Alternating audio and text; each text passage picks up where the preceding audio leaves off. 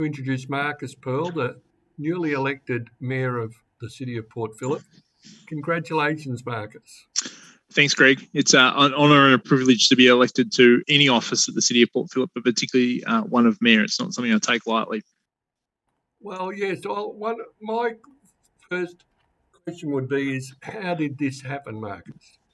So can you tell us the process that we went through? Well, the Mayor is elected officially in the chamber through a vote of councillors, but it's no secret that we have deliberations behind the scenes which are non-binding, obviously. So councillors canvass for votes, etc., and put their credentials forward as why they think they're the best candidate for certain roles, etc. And we tried to come to as much as a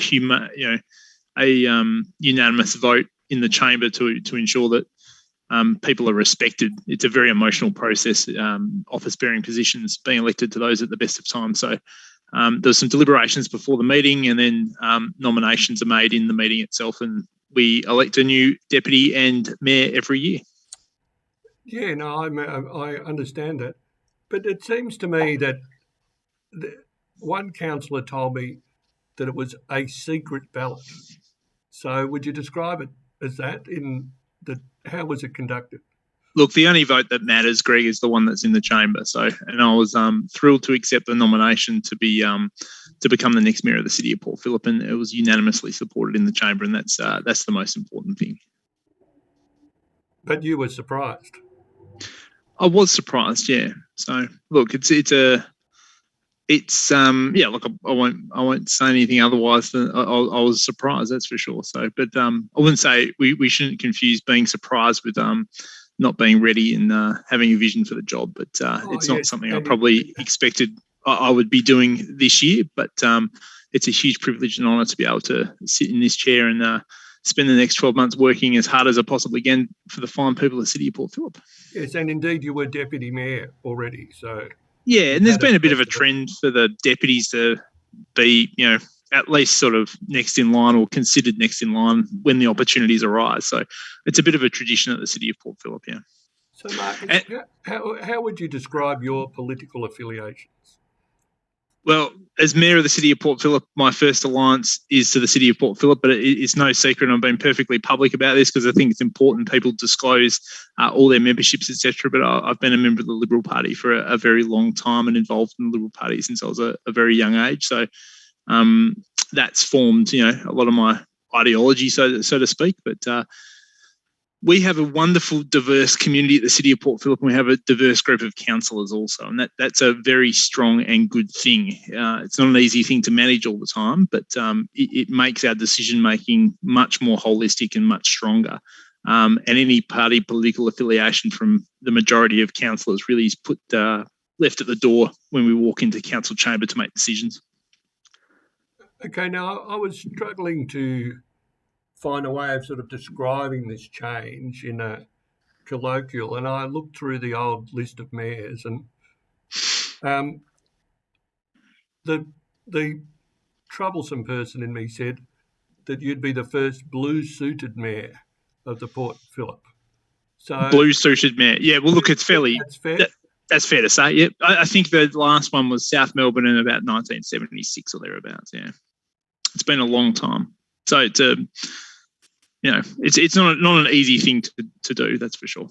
So if you were meeting someone for the first time in the street and they discovered you were mayor and they wanted to know what sort of mayor you were, how would you describe it to them? Well, I was out this morning, so one of the key things I'm doing every week is a mobile mayor's office. So now that we're out of COVID, I'm trying to get out there as much as I possibly can. So I had this question this morning when I was standing with my little Port Phillip flag next to me at Gasworks Market this morning. So my style, obviously I have a business background, so my management style is one of strategy, organisation and execution. But the three big things to focus on this year, number one is COVID recovery for our traders, but also our really important industries such as arts and hospitality, helping them within our city. There's a lot of people struggling at the moment in those sectors, but there's also a huge amount of opportunity for our traders as they come out of the COVID environment. So that's number one. Number two is to make sure that The councillors are focused on delivering the council plan, and the organisation is obviously focused on delivering our council plan. That's what keeps our council working well together. And the final one is obviously the state and federal elections that are coming up. It's really important that we work together as a team of councillors to get the best deals we possibly can for the state and federal election campaigns. They're really important events for all the big projects in the city. And we have great partnerships with the state and federal government that we need to leverage to achieve our council plan, to be frank, and also help them achieve their objectives locally also. So are there any particular risks or opportunities in those two elections that you want to highlight? I don't think there's any huge risks, but the opportunities are vast. And the job for me and my fellow councillors really is going to be to sell the opportunity of the city of Port Phillip. Fisherman's Bend is a fantastic opportunity, but it desperately needs some really strong commitments around public transport, for example, and infrastructure development, which is terrific.